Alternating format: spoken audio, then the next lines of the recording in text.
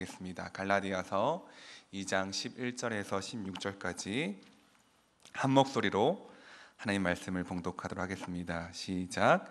게바가 안디옥에 이르렀을 때에 책망받을 일이 있기로 내가 그를 대면하여 책망하였노라. 야고보에게서 온 어떤 이들이 이르되 전에 게바가 이방인과 함께 먹다가 그들이 오매 그가 할례자들을 두려워하여 떠나 물러가매 남은 유대인들도 그와 같이 외식함으로 바나바도 그들의 외식에 유혹되었느니라. 그러므로 나는 그들이 복음의 진리를 따라 바르게 행하지 아니함을 보고 모든 자 앞에서 게바에게 이르되 내가 유대인으로서 이방인을 따르고 유대인답게 살지 아니하면서 어찌하여 억지로 이방인을 유대인답게 살게 하려느냐 하였노라. 우리는 본래 유대인이요 이방 죄인이 아니로되 사람이 의롭게 되는 것은 율법의 행위로 말미암음이 아니요 오직 예수 그리스도를 믿음으로 말미암는 줄 알므로 우리도 그리스도 예수를 믿나니 이는 우리가 율법의 행위로서가 아니고 그리스도를 믿음으로써 의롭다함을 얻으려 함이니라. 율법의 행위로서는 의롭다함을 얻을 육체가 없느니라. 아멘. 저에게 출석하시는 우리 은퇴 목사님, 우리 원호 목사님 나오셔서 가면을 벗어야 영이 삽니다 라는 제목으로 말씀 전해 주실 때 하나님의 큰 은혜 받는 시간 되었으면 좋겠습니다. 목사님 나오실 때 우리 박수로 환영하도록 하겠습니다.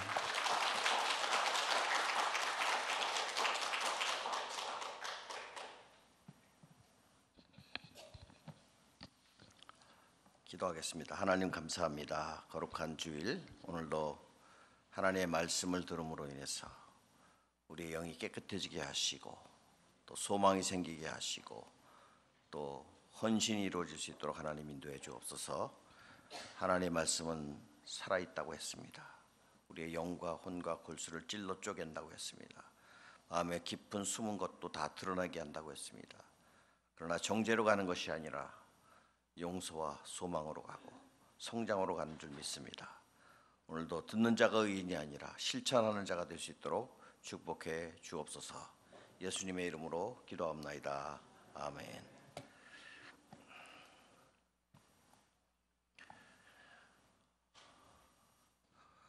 오늘 본문은 좀 우리에게 좀 무거운 그러한 도전을 줄 수 있는 주제인 것 같아요. 요새 잘 알다시피 트럼프 대통령의 무슨 마음을 품었는지 모르지만 온 세계를 향해서 전쟁을 선포하는 것 같아요.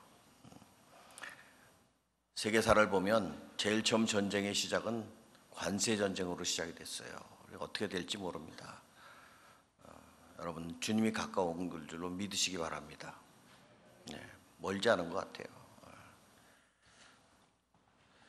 우리가 치열하게 이민 생활을 하지 않아요, 그렇죠? 그래도 복인 줄 믿으시기 바랍니다. 왜냐, 세계에서 우리가 아무리 미국에서 힘들게 산다 그래도 전 세계 인구의 10%로 잘 사는 거예요. 여러분 믿으시겠습니까? 미국에 가장 가난하게 살아도 세계 전체 인구의 10% 잘 사는 축에 들어가요. 목사님이 뭘 철도 없는 소리를 하고 있어. 내가 지금 얼마나 힘들게 살고 있는데 이렇게 생각하실지도 모르지만 거시적으로 보면 그렇다는 겁니다. 하루하루 우리가 살다 보면 원치 않게 자기를 속이는 일도 있었고 타협하는 일도 있었고 너무 힘드니까 주님 저기 좀 나가 계세요. 좀 나가 계세요. 우리가 생활 현장에서 그런 참 말도 안 되는 일을 할 때도 있습니다. 그래서 우리가 가면을 쓰고 산다 이렇게 얘기를 해요. 가면을 쓰고 산다. 우리가 가면을 쓰면 든든할 때가 있어요. 그렇죠? 누구 뒤에 숨어 있으니까 책임질 일이 없는 거예요. 나라는 사람이 드러나지 않아도 되니까 부끄러운 일을 해도 시침이 뚝 떼면 되는 거고 말이죠. 실수를 해도 그냥 도망가 버리면 돼요. 그래서 우리가 하나 두 개 정도는 다 가면이 있어요. 그렇죠? 예. 지금 쓰고 계시는 게 가면 아니길 바랍니다. 또 아닌 것처럼 다 이렇게 하고 계시는데 다 알고 있어요. 주님은 다 압니다. 저도 가면이 참 많아요. 집에 가면 선행에 가면, 뭐 인격에 가면, 뭐 많아요. 필요할 때마다 탁 쓰면 되는 거죠. 이 가면을 헬라어로 페르소나라 그래요. 페르소나 많이 들어보셨죠? 인격, 새로운 인격을 연기하는 겁니다. 그래서 감독이 나의 페르소나는 누구누구야 하면 감독이 좋아하는 배우가 있어요. 그 사람을 페르소나, 감독이 지정하는 역할들을 잘 소화해내는 배우를 페르소나라고 부르는데 사실은 그게 가면이라는 뜻입니다. 왜 가면을 쓰는가? 편리하기 때문이죠. 내 안에 있는 두려움이나 나약함이나 열등감이나 이런 걸 커버하기 제일 좋은 게 그냥 가면만 싹 써버리면 되는 거예요. I'm okay. 가면만 쓰고 괜찮아. 거룩한 날 주일날 딱 멋지게 차려입고 나서 말이죠. 성도님 은혜 받으십시오. 내 안에 지옥인데 무슨 은혜를 받으라 그러는지 말이죠. 내 코가 속잔데 그러면서도 우린 또 그렇게 해야 돼.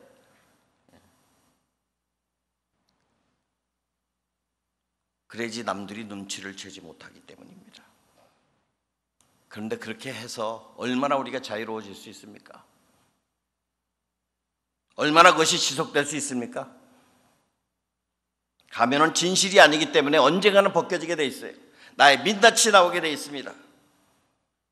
자꾸 가면을 쓰게 되면 문제를 직시하기보다는 회피하게 되고 따라서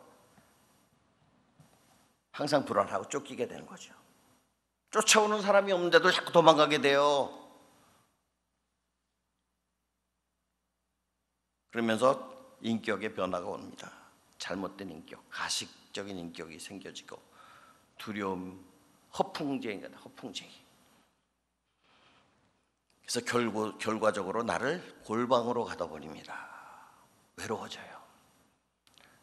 진정한 나를 보여줘야지 사람과 사람 사이에 교제가 이루어지는 거예요. 사귐이 이루어지는데 상대방이 도저히 누군지 모르는 거예요. 그러면 사귐이 이루어지지 않아요. 마음문이 열려지지가 않습니다. 신앙생활도 마찬가지예요. 자꾸 교회에 와서 가면을 쓰니까 진정한 교제가 이루어지지 않고 외로워지는 거예요. 골방에서 울고 있는 나를 보여주기 싫으니까 말이죠. 자꾸 가면을 쓰고 그러다 보면 가까운 사람들과도 벽이 생기고 가족들 간에도 벽이 생기고 아내에게 벽이 생기고 남편에게 벽이 생기고 이 가면을 쓴 결과예요. 쉬운 것 같지만 그 결과는 참혹할 수가 있어요. 자꾸 나를 골방으로 들어가는 거예요. 골방으로. 부끄러우니까 나 자신에게 부끄러운 것처럼 치명적인 거 없습니다. 그래서 이 위험천만한 가면을 오늘 좀 벗어버리기를 바랍니다. 결심되셨어요? 훌륭하십니다.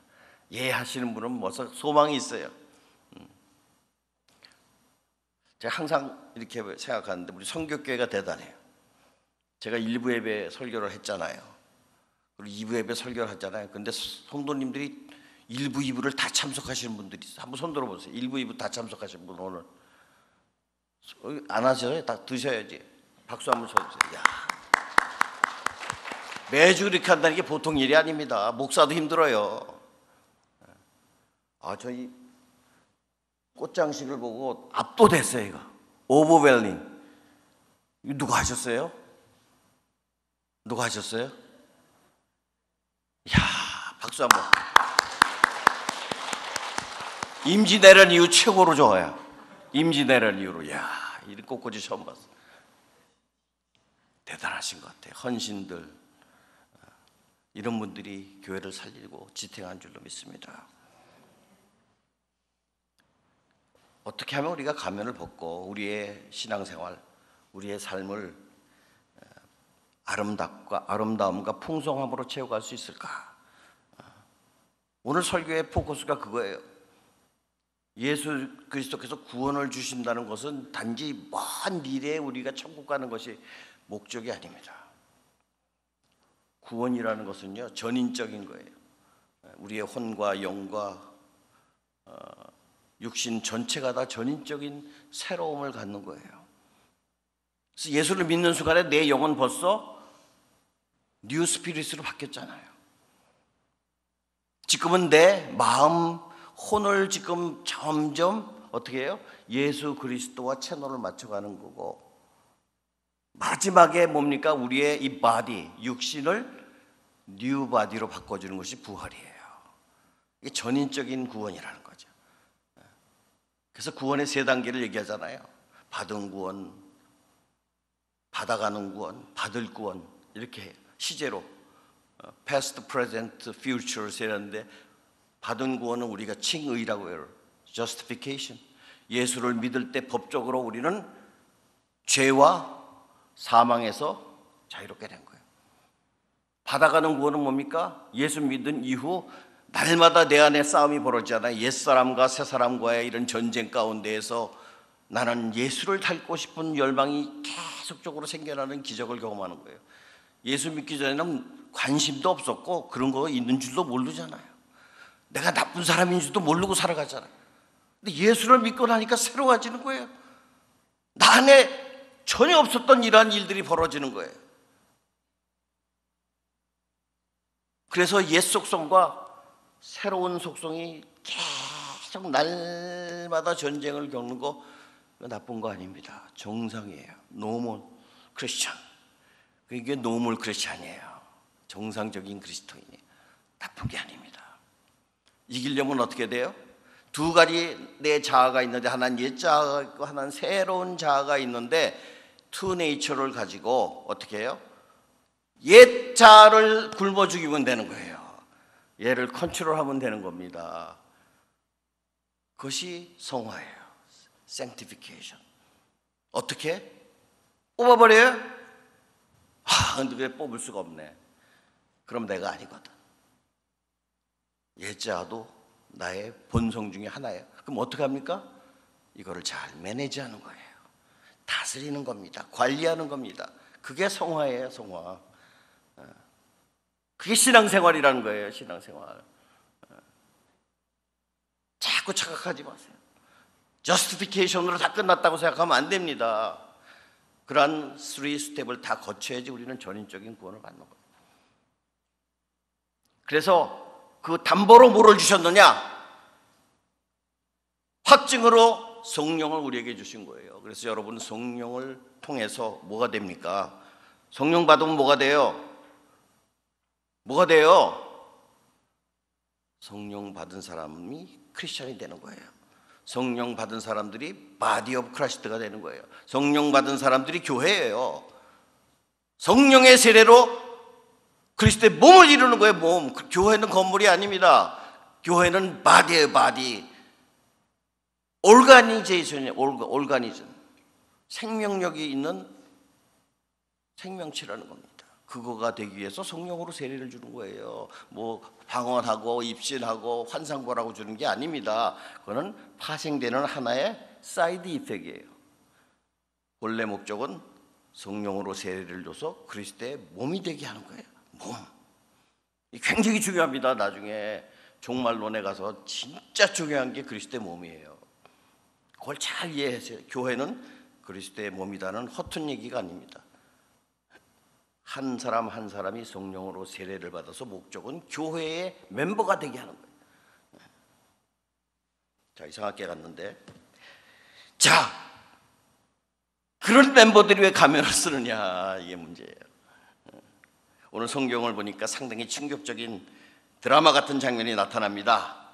교회 안에 두 지도자가 어떻게 돼요? 충돌이 일어나는 거예요. 도저히 인격적으로 또 사역적으로 갈등을 일으킬 수 없는 그런 사람이 충돌하게 됩니다. 무대는 안디옥이에요. 안디옥이 어디 있어요? 저기 저 벨비에 있는 교회가 아니고 천하가 다 안디옥 교회가 많아가지고 어디 있느냐가 중요합니다. 원래는 시리아의 수도예요. 시리아, 지금 시리아 근데 이 도시가 얼마나 중요한 도시냐? 그 당시 로마에 3대 도시가 있는데 첫 번째가 로마고, 두 번째는 알렉산드리아고, 세 번째가 안디옥이에요. 크죠. 큰 교회입니다. 거기에 교회가 세워지게 되잖아요.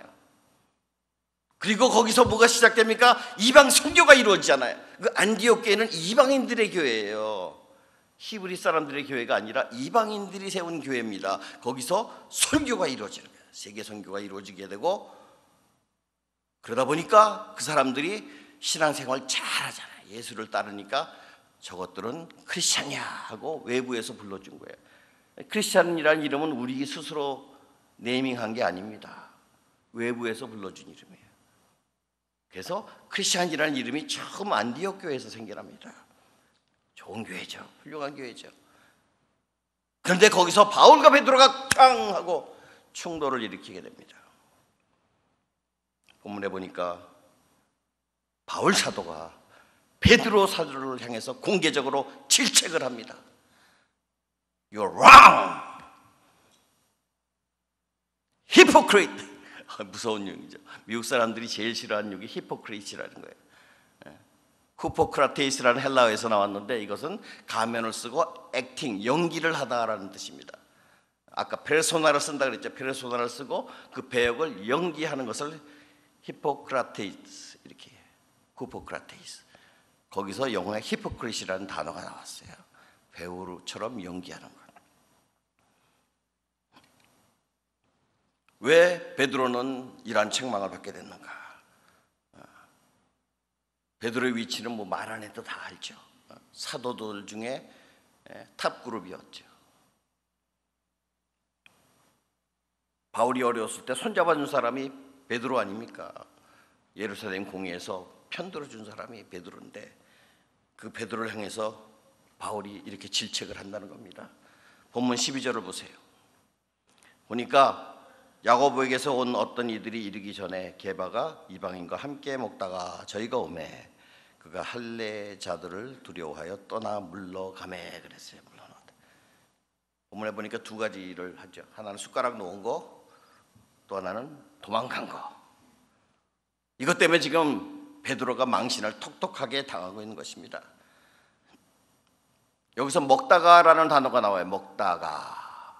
이방인들과 함께 먹다가라는 단어가 나왔는데, 이 단어 먹다가라는 단어는 시제가 헬라어 시제에 다양한 시제들이 있어요.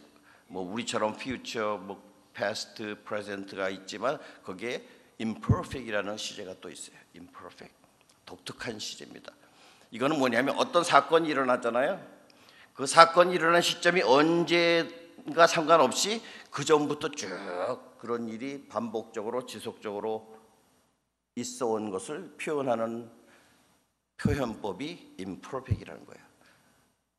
그러니까 식사를 한 번 어쩌다 먹은 게 아니라 습관적으로 지속적으로 계속해서 베드로는 이방인들과 함께 안디옥 교회에서 교제의 식탁을 가졌다라는 거예요. 그 잘못된 건 아니죠. 왜냐? 그리스도 안에서 이방인이나 유대인이나 벽을 하나님이 허물어 버리잖아요. 벽이 허물어졌어요. 교제의 벽이 교제의 자리가 생겨난 것이죠. 그러니까 식사하는 것은 나쁜 게 전혀 아닙니다.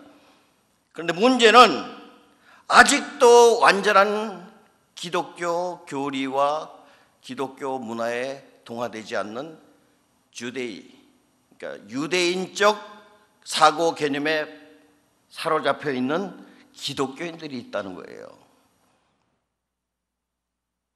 이들은 아직도 믿음으로 구원은 받았지만 거룩해지기 위해서는 율법을 지켜야 된다는 겁니다. 안식일을 지켜야 되고 할례를 해야 되고 이방인일지라도 그렇게 해야 된다라는 거예요. 보니까 야고보에게서 온 어떤 이들인데 야고보가 그렇게 가르치지 않았어요. 야고보는 사도이기 때문에 정확하게 가르쳤을 거예요. 그러나 뭐예요? 가르친다고 다 따르는 건 아니에요. 여전히 고집쟁이들이 있다는 겁니다. 그래서 그들이 볼 때는 유대인들과 같이 교제의 식탁에 앉는다는 것은 이건 블레스피미예요. 신성모독이라고 생각하는 거예요. 이거는 있을 수가 없다라고 생각하는 거죠. 그러니까 베드로는 그걸 안 거예요. 물론 베드로가 복음의 진리를 몰랐겠습니까? 어떻게 신앙생활을 해야 되는지 몰랐겠습니까? 이방인들도 우리와 같이 다 하나님의 body of Christ, 그리스도의 몸이 된 것을 몰랐겠습니까? 알았죠. 그런데도 불구하고 베드로는 어떻게 했습니까? 자기가 아는 바를 선택의 순간에 주저하고 회피해 버렸다는 거예요.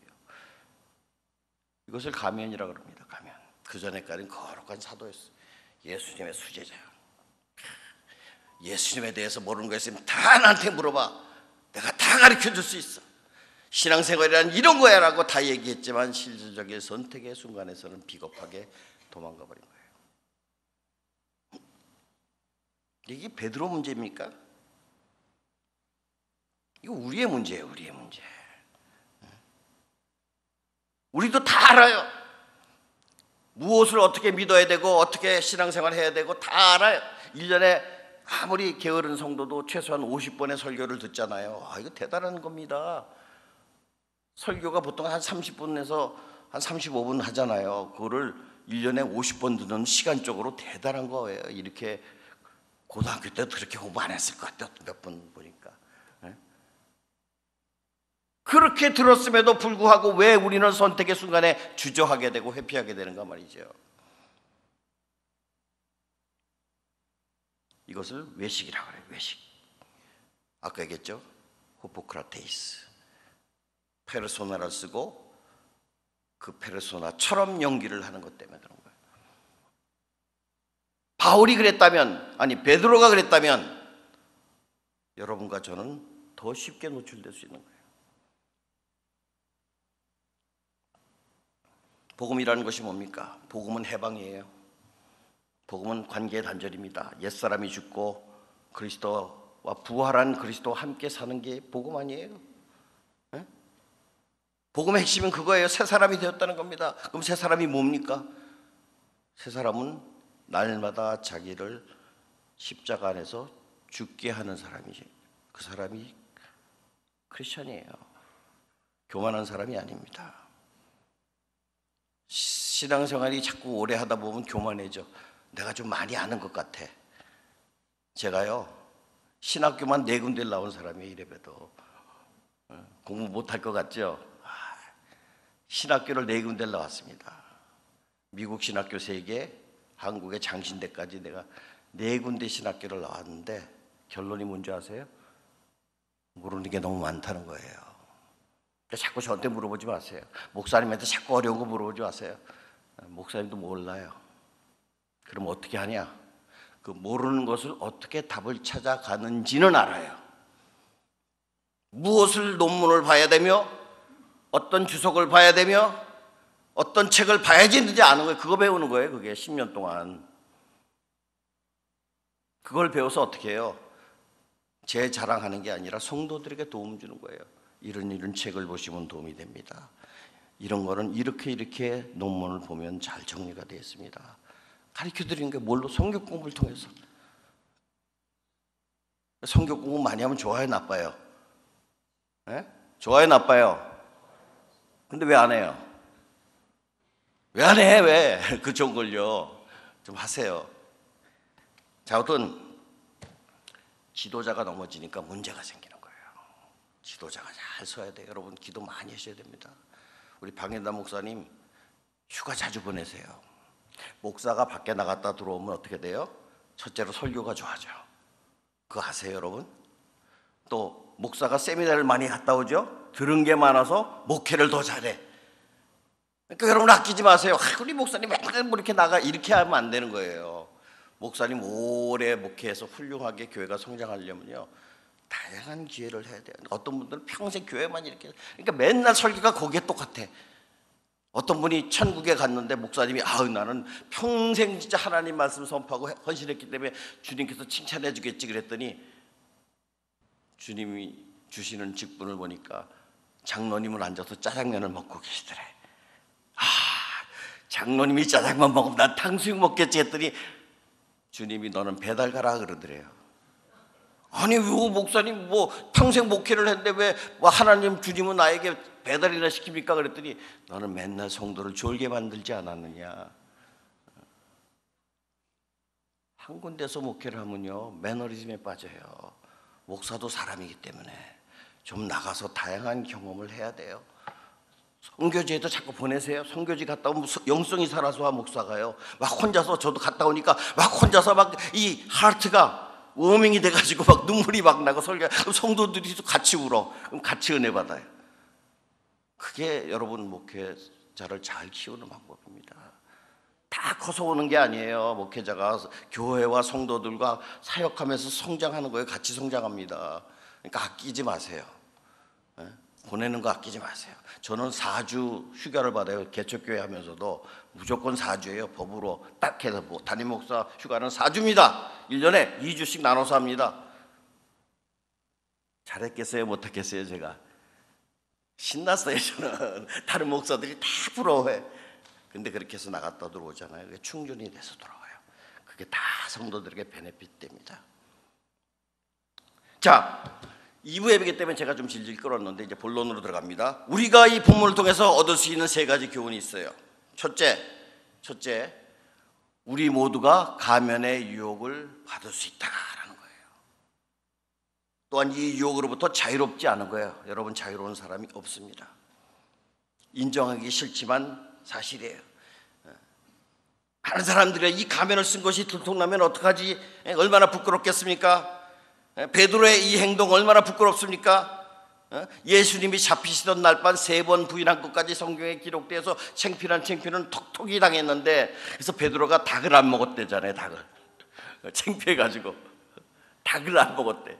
뭐 믿거나 말거나지만 그랬는데 오늘 또 본문에 보니까 이 말도 안 되는 또 실수가 기록되어 있는 거예요.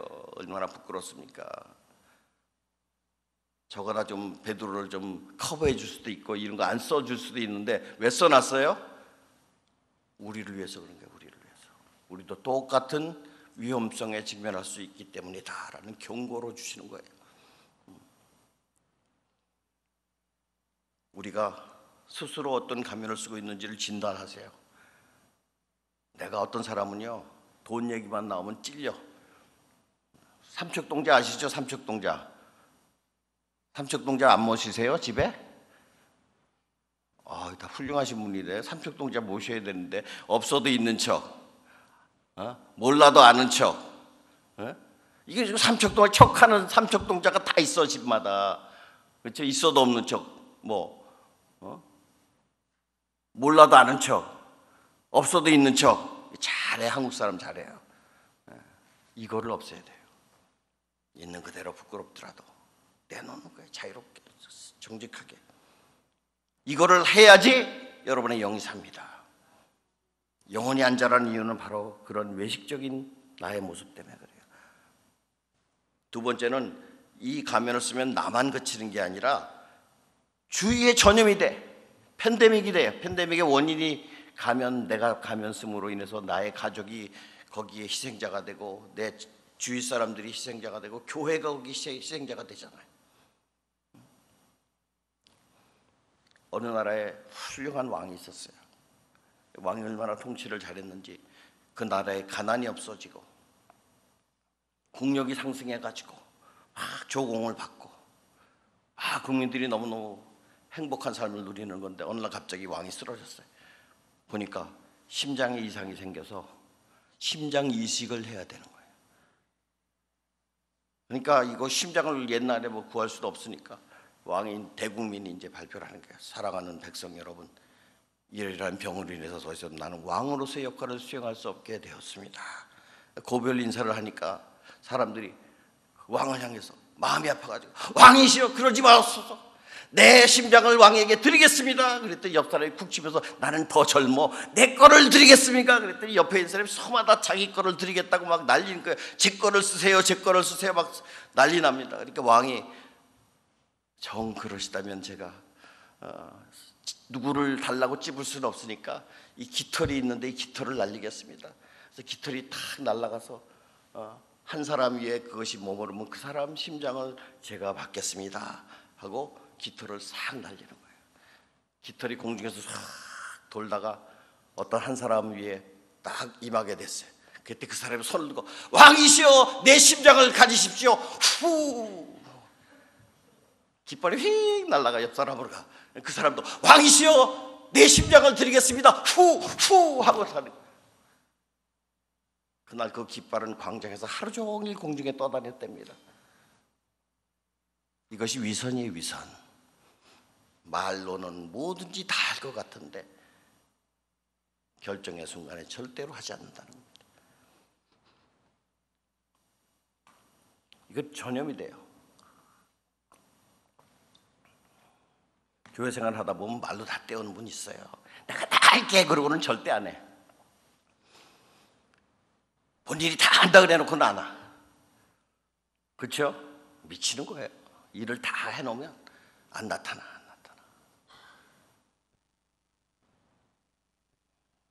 신앙생활에 가장 장애가 되는 게 뭐냐 하면 율법주의예요. 오늘도 율법에 대해서 경고가 나오잖아요. 잘못된 율법주의에 빠진 야고보를 따르는 일부 주데이 크리스천, 유대인 그리스도인. 율법주의의 정의는 간단합니다. 자기의 노력과 어떤 메리트, 그걸 통해서 하나님에게 더 사랑을 받고 더 많은 의를 얻을 수 있다고 생각하는 것이 율법주의예요. 근데 본문에 바울이 뭐라 그래요? 하나님의 의는 나한테서 나오는 게 아니라고 얘기하잖아요. 행위로 얻어지는 게 아니다. 이거는 하나님의 선물이라는 거예요. 기프트라는 거예요. 여러분 그 일꾼의 비유에서 나오잖아요. 어떤 사람은 6시에 아침에 9시에 불러서 들어간 사람이 있고, 어떤 사람은 12시에 들어가고, 어떤 사람은 6시에 들어가고, 어떤 사람은 마지막 11시에 들어갔는데 주인이 한 데나리온씩 똑같이 나눠주니까 컴플레인을 하는 거예요. 아침에 들어간 사람 하루 종일 일했는데 우리는 왜 한 데나리온입니까? 저 사람 마지막에 1시간밖에 일 안 한 11시에 들어온 사람도 왜 한 데나리온입니까? 그 한 데나리온이 뭔지 아세요? 그것이 구원이라는 겁니다. 우리에게 필요한 걸 주시는 거예요. 선물로. 반 데나리온 주면 어떻게 돼요? 구원을 못 받잖아요. 그 사람은. 하나님은 우리에게 다 주셨어요. 우리에게 반쪽짜리 구원이 없습니다. 여러분 반쪽짜리 더 받으려고 노력해봐야 주지도 않아요. 처음부터 하나를 다 주셨어요. 더 받으려고, 의의를 받으려고 노력하실 필요가 없습니다. 그럼 왜 열심히 신앙생활 해야 돼요? 그 받은 한 데나리온이 너무 귀하고 감사하고 영광스러운 거기 때문에 우리가 감격하는 거예요. 감격 없으면 그 사람은 가치를 모르는 사람이에요. 하나님 우리에게 주신 구원이라는 것이 엄청나게 대단한 거기 때문에 우리가 감격해서 감사하는 거예요. 감사하면 어떻게 돼요? 그 감사를 우리가 자발적으로 헌신하잖아요. 이거예요. 더 뭐를 받기 위해서 하는 게 아닙니다. 더 뭐를 받기 위해서 한다면 그건 아무리 많이 한다 할지라도 율법주의예요. 내 노력과 내 의지로 하나님의 의를 더 얻어보겠다는 거예요.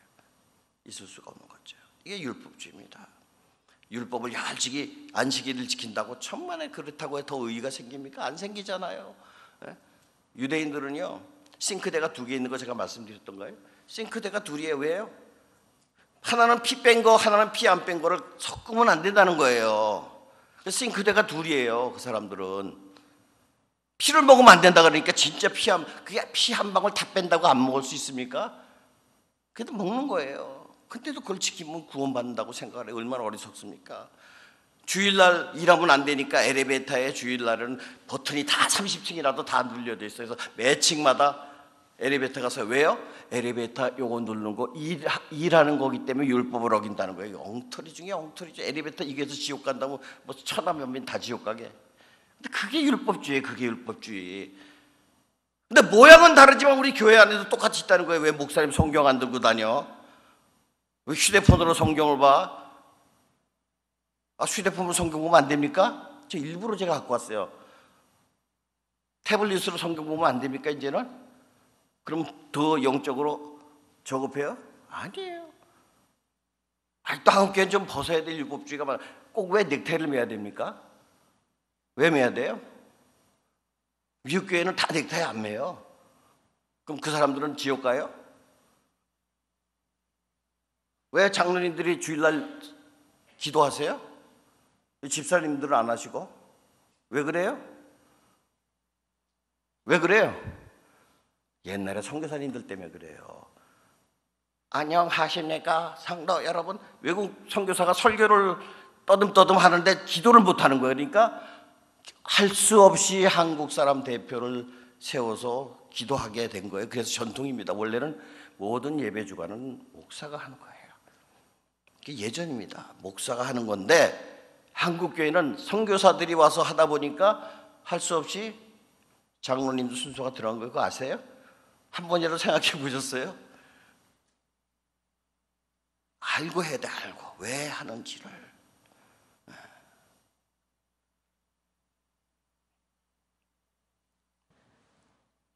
그래서 외식을 하게 되면 다른 사람도 죄짓게 만드는 거예요. 율법주의는 절대로 기쁨을 누리지 못합니다. 하면 할수록 어떻게 돼요? 기쁨이 없어. 하나님을 섬기면서 억지로 하는 거예요. 기쁨이 없어. 이 율법주의에 빠진 거예요. 더 기뻐해야지. 하나님 내가 건강 주셔서 섬길 수 있게 얼마나 설거지를 하더라도 콧노래가 나오는 거예요. 나 천국에 갑니다 하고. 이게 죽지 못해서 김 집사는 안 하고 나만 하고 말이지. 예? 벌써 율법주의에 내가 빠져 들어가는 거예요. 왜냐? 내 노력으로 의의를 더 얻어야 되는데 얻는 것 같지가 않거든요. 나는 점점 죄 짓는 것 같거든. 기쁨이 없어지거든요. 예? 그러다 보면 어떻게 돼요? 정죄하는 거예요. 얘는 왜 안 해? 쟤는 왜 안 해? 내가 저보다 못한 게 뭐가 있어? 이렇게 되는 거예요. 그런 생각이 들 때 여러분 회개하셔야 돼요. 아, 하나님께서 내게 주신 영생이 얼마나 대단한 건지 여러분 죽어보면 아세요. 궁금하시면 빨리 돌아가세요. 빨리. 어마어마한 축복입니다. 이거는 우리가 담을 수가 없어요. 우리 지금 이 작은 몸에 감당할 수 없는 거예요. 영생의 또 다른 이름은 기쁨이에요. joy, joy. 기쁨의 강도가 얼마나 큰지 우리가 지금 그 기쁨을 경험하면 심장 다 터져. 심장 다 터져요. 그런 삶이 있는 걸 여러분 기대하시기 바랍니다. Every moment가 joy의 joy. 부활의 생명은 joy예요. 기쁨. 기쁨입니다. 말도 못할 기쁨이에요. 그걸 우리가 받은 거예요. 자꾸 생각하셔야 돼. 잊어먹어. 인간은 자꾸 기억이 쇠퇴돼. 제가 죄송한 어르신들 많지만 자꾸 기억력이 쇠퇴돼요. 그래서 어떨 때는 축도할 때 생각이 안 나요. 지금은 해야 되는지 그래서 어떤 때는 요새는이라고 해요. 요새는 요새는이라고 할 때 있어. 기억 안 나가지고. 저만 그래요? 여러분 자꾸 우린 잊어먹습니다. 리마인드 안 하면 잊어먹어요. 자꾸 초심으로 돌아간다는 건 초신자로 돌아가는 게 아니라 근본 원리, 근본 복음의 내용으로 돌아가 깊이 묵상을 하면 되는 거예요. 그럼 살아납니다. 그럼 다 그거 외에 더 중요한 게 뭐가 있겠습니까? 그렇지 않아요? 세 번째로 우리가 가면을 쓰게 되면 행동으로 복음의 진리를 부인하는 거예요. 가면을 쓸 때 내 말과 마음은 복음을 반대하지 않는데 액션이, 나의 선택이 복음을 배척하는 거예요. 바울의 걱정이 바로 그겁니다. 한 번도 나는 복음에 대해서 타협한 적이 없다 말이죠. 타협이 왜 없겠습니까? 거절한 거죠. 선택을 안 한 것뿐이죠. 복음을 받아들인 사람은요, 정상적인 크리스천이라고 제가 말씀드렸어요. 노멀 크리스천들은 점점점 자기를 부인합니다. 나의 메리트가 없다는 것을 알아요. 나한테 의로운 점이 없어. 나한테 선한 것이 없어. 이러한 생각이 점점 깊어지는 사람은 정상적인 크리스천이에요. 바울이 그랬잖아요. 바울이 사실 한 일로 따지면 대단하지 않습니까? 근데 뭐라 그랬어요? 나는 날마다 십자가에서 죽는다 그랬어요. 왜냐? 내 안에 죄인의 괴수가 살기 때문이다. 내 안에 죄인의 괴수가 살고 있어요. 마음으로는 내가 주를 따르나 육신으로는 아직도 내가 죄 안에 거하지 않느냐 말이죠. 노멀 크리스천들은 항상 자기 부정이 돼야 돼요. 내가 이렇게 하는 것도 하나님의 은혜로 하는 거지 내 힘으로 하는 게 아니다. 내가 성수지를 하는 것도 하나님의 은혜예요. 여러분, 교회에 앉아 있다는 사실도 축복인 줄 믿으시기 바랍니다. 하나님의 은혜가 아니면 이 자리에 올 수가 없잖아요, 우리가. 그런 자기 부정, deny yourself, took your cross. 너 자신을 부인하고 날마다 십자가를 지고 그 다음에 뭐라 그랬습니까? 나를 좇을 것이니라 그랬어요. 이 크리스천의 삶이에요. 하나님, 나는 내놓을 게 없습니다. 부족합니다. 죄인입니다. 아직도 내 옛자가 오늘도 나를 테이크오버 해가지고 조종하려고 합니다. 하나님 어쩌면 좋겠습니까? 우리가 매달릴 때 하나님의 새로운 자아로 하여금 컨트롤할 수 있게 만드는 거예요. 뽑혀지는 일은 없습니다. 여러분, 뽑혀질 거 생각하지 마세요. 그거 뽑으려다가 이단으로 간 사람 한두 명이 아니에요. 그거는 마지막에 가서 하나님이 뽑아주세요. 부활의 날 뽑아주세요. 그때까지는 우리는 어떻게 됩니까? 날마다 전쟁하는 거예요. 날마다 내 안에 두 개의 이 자아를 가지고 전쟁하는 거예요. 새로운 자아를 따를 것이냐 아니면 옛사람을 따를 것이냐. 옛사람을 십자가에 못 박으라 그러잖아요. 그게 결단하는 거예요. 오늘 하나님, 내 옛자아가 살아나오면 십자가에 못 박게 해주옵소서 기도하는 거예요. 기도 제목이 그게 돼야 돼요. 오늘도 사업 잘 되게 해주십시오. 우리 아들 좋은 학교 들어가게 해주십시오. 이거는 구하지 않아도 이방인들이 다 구하는 거 주님께서 알고 계세요. 그거 100번 기대해 소용없어요. 내 영이 안 자라. 오히려 더 셀피시한 크리스찬으로 들어가는 거예요. 제가 얘기했던 기도는 하나님에게 애스킹 하는 게 제가 리스닝 하는 거라 그랬죠. 리스닝. 하나님 살아계신데 하나님 말씀하시기를 좋으시겠어요? 안 하시겠어요? 하나님 얼마나 말씀을 좋아하시는데. 근데 내가 내 말을 많이 하니까 하나님 말씀이 안 들어오는 거예요. 기도해봐야 안 들려. 내 얘기만 하니까. 부부간의 문제가 언제 생겨요? 서로 자기 할 말만 해. 얼마 보면 우리 집사람이랑 둘이서 대화하는데 보면 나는 내 할 말하고 있고 우리는 우리 집사람 할 말만 해. 야, 안 되는 거예요. 교제는 쌍방통행이야. 근데 하나님은 내가 뭘 원하시는지 다 알고 계세요. 그럼 하나님이 좀 원하는 말씀을 좀 하셔야 되는데 우리는 그 틈을 들이잖아.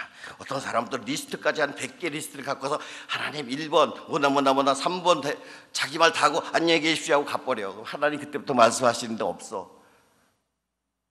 이렇게 하면 기도 생활도 엉터리로 하는 거예요. 자기중심적인 신앙생활. 그건 이방인들이 구하는 거예요. 저기 불교 가면 잘해 그런 거. 불교. 이단들 저기 요새 무슨 호랑 무슨 교? 말구교? 그런 데 가면 잘해 그런 거예요. 기독교는 그게 아니에요. 기독교는 하나님이 내게 말씀하시면 나는 그걸 순종하는 거예요. 아주 간단하잖아요. 근데 우리가 하나님 말씀을 안 들어. 이게 문제라는 거죠. 그러니까 기도 잘 하시는 분은 어떻게 해요? 말 많이 하지 마시고 들으세요. 제일 잘 듣는 방법 성경을 딱 읽는 거예요. 그 묵상하는 거예요. 질문하는 거예요. 성경에 하나님 이게 무엇을 의미하는 것입니까? 하나님 오늘 이 말씀이 나에게 무슨 도전을 하는 것입니까? 하나님 왜 바울은 베드로에게 이런 말을 했겠습니까? 이게 자꾸 질문하는 거예요. 이 커뮤니케이션입니다. 성경을 왜 읽어요? 많이 읽어서 좋은 게 아닙니다. 성경을 통해서 하나님과 교제해야지 중요한 거죠. 질문을 자꾸 하세요. 퀘스천을 자꾸 던지시라고 해요. 그럴 때 하나님 말씀은 딱 와요. 설교를 통해서, 성경 공부를 통해서, 아니면 요새 유튜브 강의를 통해서 내가 근심하던 내용을 하나님이 딱,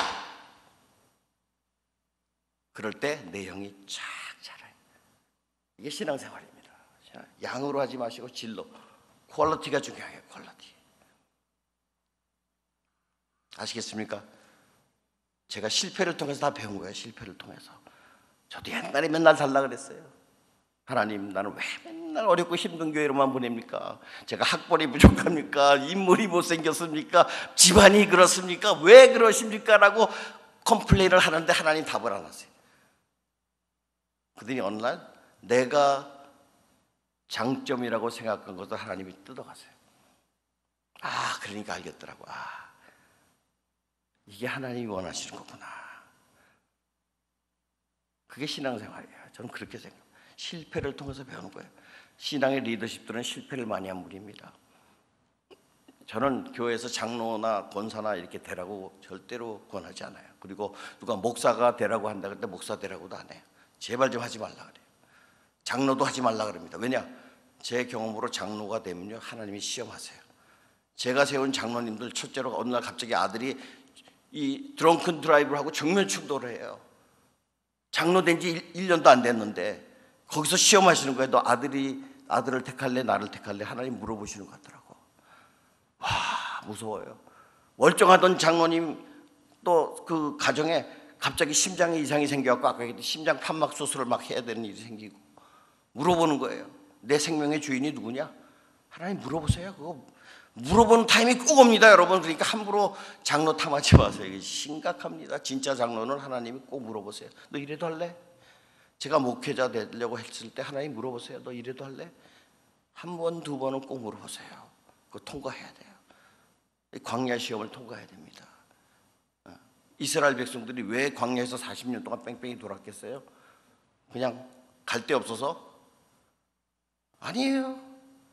그 백성으로 하여금 하나님이 말씀하시는 거예요. 방법이 마라의 쓴물을 통해서 네가 인생에 기대하던 거 깨졌을 때 어떻게 하려고 물어보시는 거예요. 마라의 쓴물은 익스펙테이션입니다. 우리가 저기 가면 단물을 먹을 수 있을 거라고 생각하잖아요.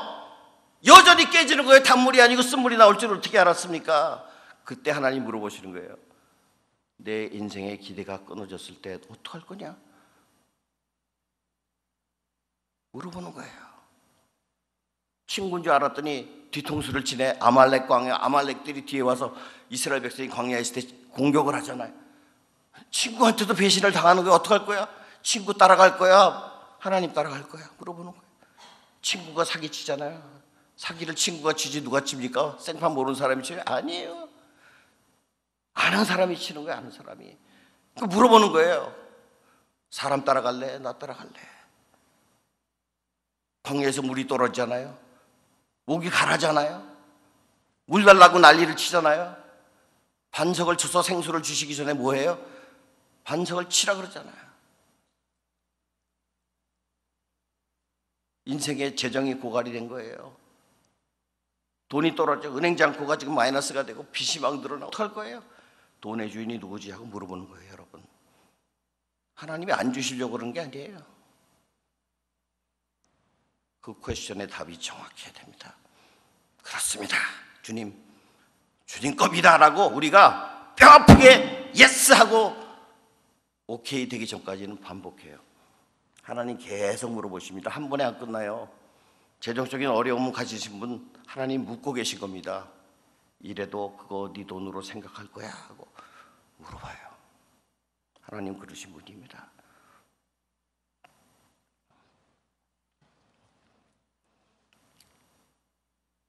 우리가 영적인 가면을 벗어버리라고 말씀하실 때는 벗어버려야 돼요. 그래야지 자유로워집니다. 좀 사람들에게 좀 손가락질 받으면 어떻습니까? 주님이 나를 인정하는데, 주님이 나를 자녀 삼아 주셨는데, 그렇다고 뭐 함부로 배째하고 이렇게 행동하는 건 아니죠. 크리스천들은 교회 안에서 예의 있게 행동해야 돼요. 크리스천들은 교회 안에서 행동을 잘해야 됩니다. 왜냐? 모든 게 다 예배의 모든 게. 밥 먹는 거 여러분 그 친교 아닙니다. 그 예배의 일부분이에요. 다 하나님 예배의 일부분입니다. 교회 안에서 성도들과 얘기하는 거, 이 교제도 다 예배의 일부분이에요. 예의를 지켜야 돼. 거기에 가장 큰 핵심은 뭐예요? Deny yourself. 나는 의인이 아닙니다. 나는 여전히 죄인이지만 용서받았을 뿐입니다. 이거 확실해야 되는 거예요. 그랬을 때 우리의 영혼이 자유로워져요. 자유로운 영혼만이 성장할 수 있습니다. 억눌린 영혼, 숨겨진 영혼, 잘못된 영혼은 결코 성장하지 못하고 자유를 느낄 수가 없다는 것입니다. 오늘 이 말씀을 통해서 베드로가 쓰러졌던 거라면 나는 더 위험성에 많이 노출되어 있는 거예요. 가면을 벗어버리고 자유로운 영혼으로, 깨끗한 영혼으로 주님을 섬기고 교회를 섬기고 아름다운 사랑으로 포용된 그러한 교제가 이루어지기를 주님의 이름으로 간절히 축원합니다. 기도하겠습니다. 하나님 감사합니다.